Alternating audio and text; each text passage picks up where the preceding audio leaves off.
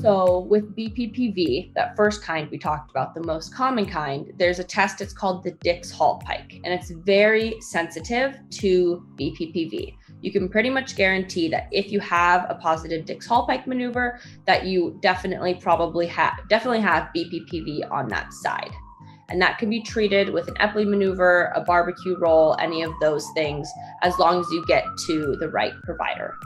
And then you have vestibular migraine, which doesn't always cause vertigo itself. It can cause symptoms of dizziness as well, like you feel like you're floating, or maybe you feel like you're walking on a cloud. Someone once described it to me as feeling like they were walking on an airplane in air all the time. So those kind of symptoms, but that doesn't have a test. Vestibular migraine is a diagnosis more of exclusion, although it does have diagnostic criteria. It's sort of getting rid of all the other potential vestibular diagnoses and ruling that one in based on excluding everything else. For Meniere's disease, you can get an audiogram, you can get a a VNG test, which is vestibular nystagmography exam. And that's the one where they watch your eyes track in the dark. You follow things, you look back and forth, and then they put either warm or cool air or water in your ear and see how your eyes react.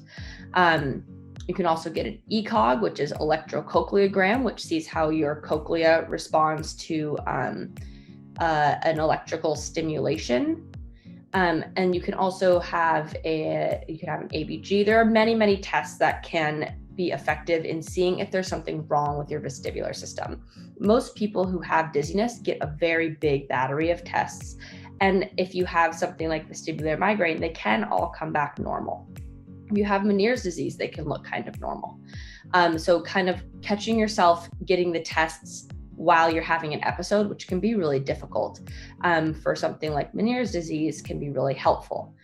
You'll see, for instance, if you are in the middle of an episode of Meniere's disease, and it might be one of your first ones, you'll see a low frequency hearing dip on the affected side. It's usually unilateral, and it's in that low frequency.